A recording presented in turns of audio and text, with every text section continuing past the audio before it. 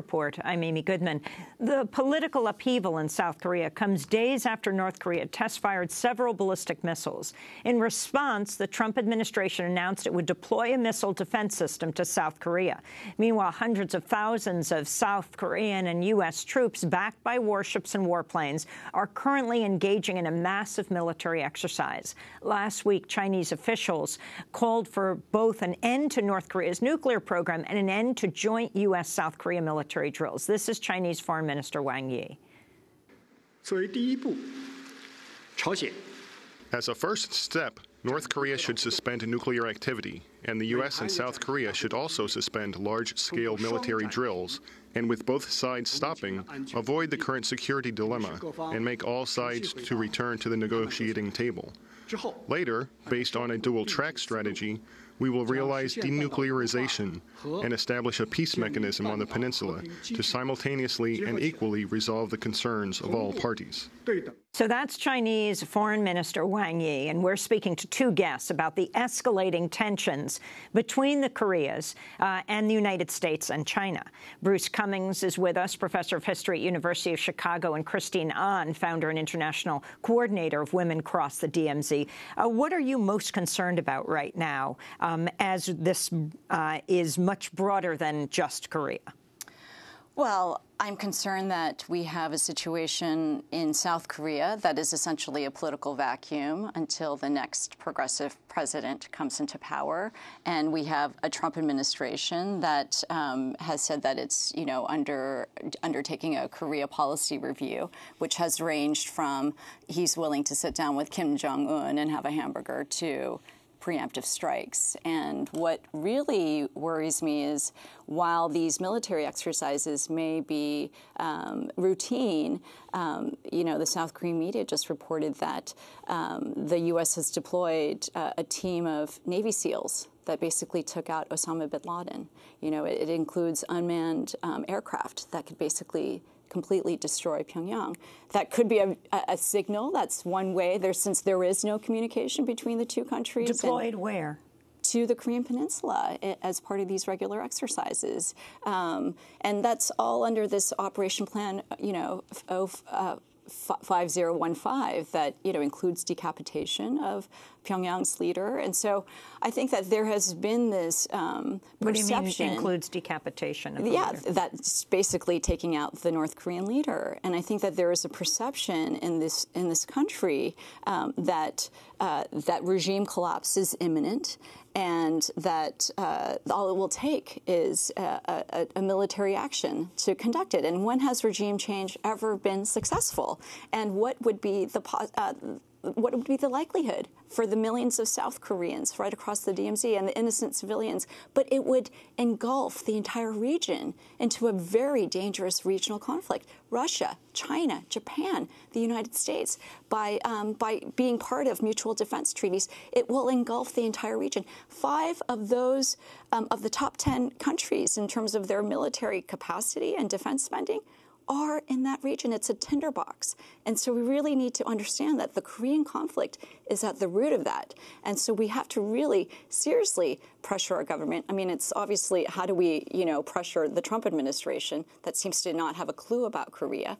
But we have to. I think it's a very dangerous situation, and we have to be very vigilant. Well, Professor Bruce Cummings, what about this? You have the Chinese officials issuing this warning. You have people in the United States deeply concerned that when you have a very unpopular president and they're having embroiled in trouble at home, that he might want to focus attention elsewhere on an enemy outside.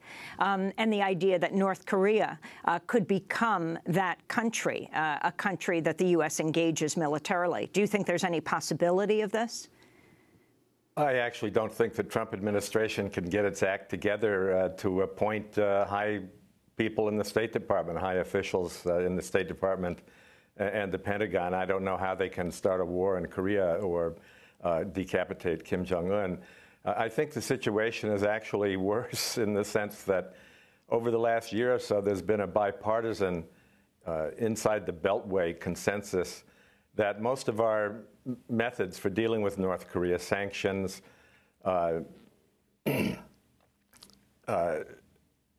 cap on their tests, talking with them.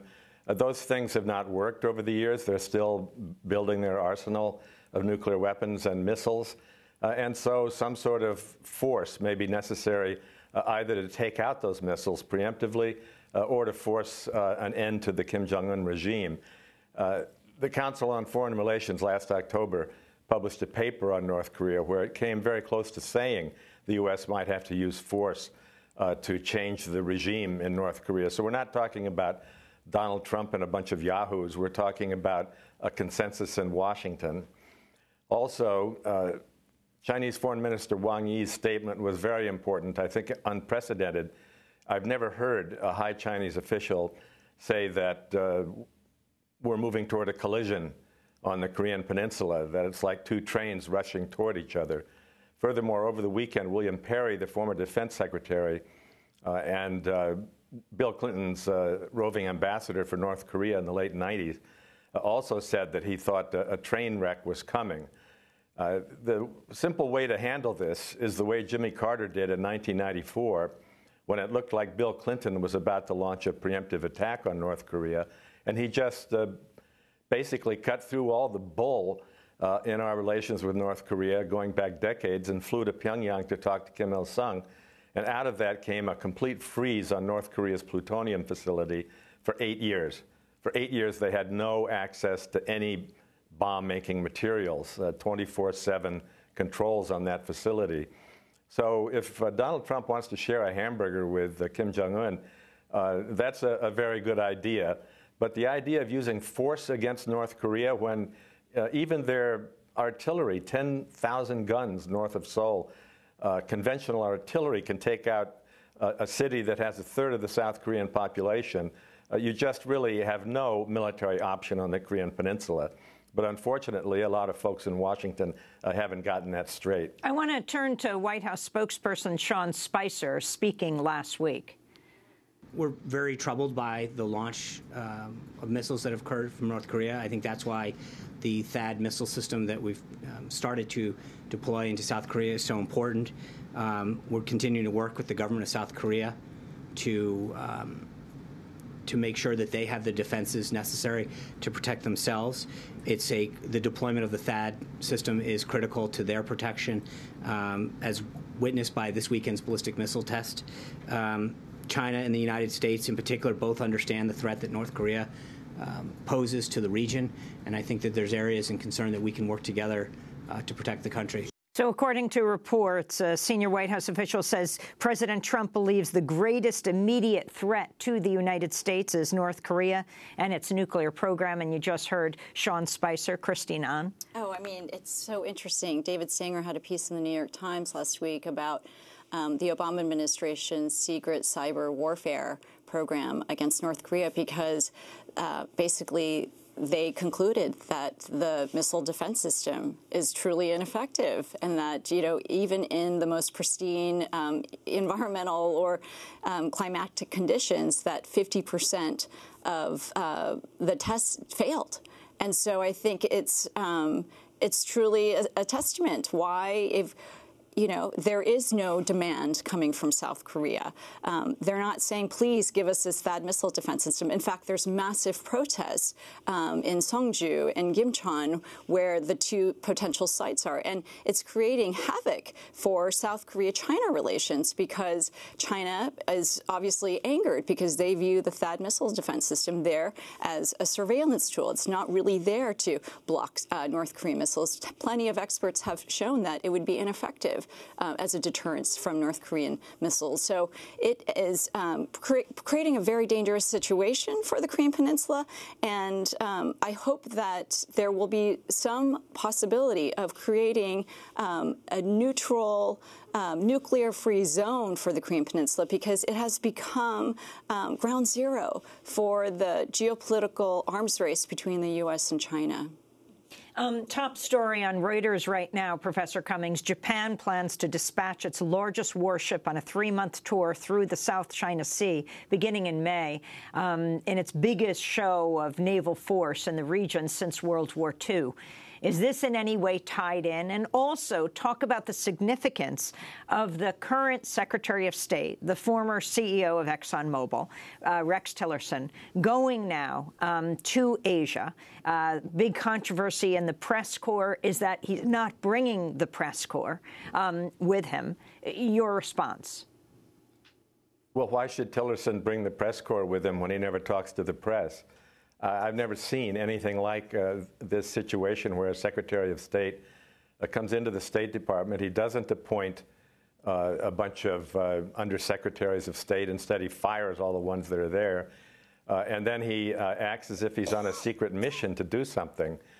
He has barely talked to the press at all, and when he has said anything, it's been completely innocuous.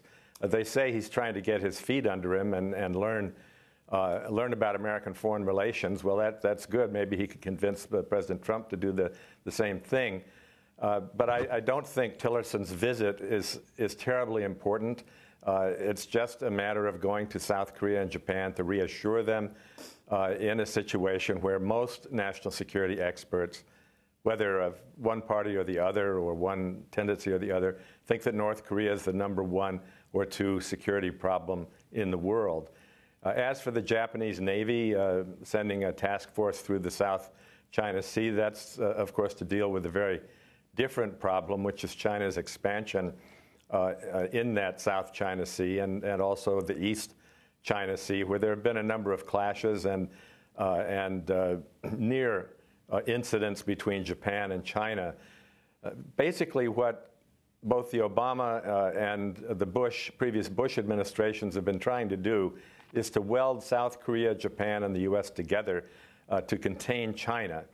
And Japan, under Abe, has been more than willing to do that. That's why I think he's doing exactly what the Pentagon wants him to do, which is to send this task force through the South China Sea. South Korea is a very different situation, as Christine pointed out, where it's likely that you'll have a progressive president come to power in 60 days, and we'll be back where we were with Roh Moo-hyun from 2003 to 2008, who was loathed by the Bush administration. Mm-hmm. I don't know how many conferences on anti-Americanism in South Korea I went to during that period, because whenever a South Korean leader tries to stand up and tell the U.S. no, suddenly it's a matter of anti-Americanism. So South Korea is in a much more difficult position in this general policy of the U.S. of trying to weld the 3 countries together. I wanted to end by asking about this very strange situation of the killing of the half-brother of the North Korean leader. In Malaysia, police say a pair of women used the banned chemical nerve agent VX to assassinate Kim Jong-nam, the estranged half-brother of North Korea's leader. Kim died of a seizure on his way to a hospital from the Malaysian airport February 13th after the women doused his face with the chemical as he was waiting to board a flight at Kuala Lumpur's main airport. The United Nations has banned VX as a weapon of mass destruction. North Korea denies involvement in Kim's killing, although the country is believed to have stockpiles of VX and other nerve agents. Christine, the significance of this now, they're saying that they're looking for a number of North Korean agents who might have provided the VX to the women. What is the significance of this? I think there's many more questions than answers. And if I may just outline a few of them. One is, why did South Korean media know about this before the Malaysian authorities? If it was the nerve gas agent, why did it take the Malaysian authorities to basically sanitize the airport 2 weeks later? SIPRI has said they don't think it was the nerve gas agent. SIPRI being? The Stockholm Institute for Peace, Research Institute. And, why would North Korea, which, obviously all roads are leading to North Korea, why would they do this in a place that has basically closed-circuit TVs, and that would lead it to be North Korea's the culprit? And why would they do it at a time when North Korean, a team of the foreign ministry officials, were about to go to the United States for Track 2 dialogues? I think North Korea is really working hard to try not to be an international pariah. Certainly they are doing doing the missile test, they do that as a message to the United States. But I think that they don't want to be isolated. They want to join the international community. They want the sanctions to be lifted so that they could eventually normalize. And so it just raises a lot of questions. Why would they do this at a time when they were about to have a potential talks, track 2 dialogues with U.S. officials? Bruce Cummings, would you like to weigh in on this? Well, I agree with Christine that it was very odd that this was done in a venue where there are all kinds of people milling around and security cameras there. When the North Koreans want to assassinate someone, they send a lone assassin, and he's carrying poison so that if he is captured after the assassination, before he's captured, he'll commit suicide, and then they can deny everything and blame it on the South Korean Special Services. This was a very odd event. Also, it occurred in Malaysia, which is a country that had friendly relations with North Korea, one of the few non-communist advanced countries that North Koreans and Malaysians could go back and forth without visas. They've poisoned, if North Korea did this, which one has to assume they did, I mean, who else did it? You know, it's basically poisoned the relations with Malaysia. And again, it feeds into the world media image of Kim Jong-un as somebody who just chops someone's head off when he disagrees with him, whether it's his uncle or somebody else. This case, his half-brother. It's a very murky incident, and I don't think we'll ever get to the bottom of it, really, but we'll probably learn a lot more than we know now. Well, I want to thank you both for being with us. Bruce Cummings, speaking to us from Chicago, professor at the University of Chicago. His books include Korea's Place in the Sun, A Modern History, and North Korea, Another Country. And thanks so much to Christine Ahn, founder of Women Cross the DMZ.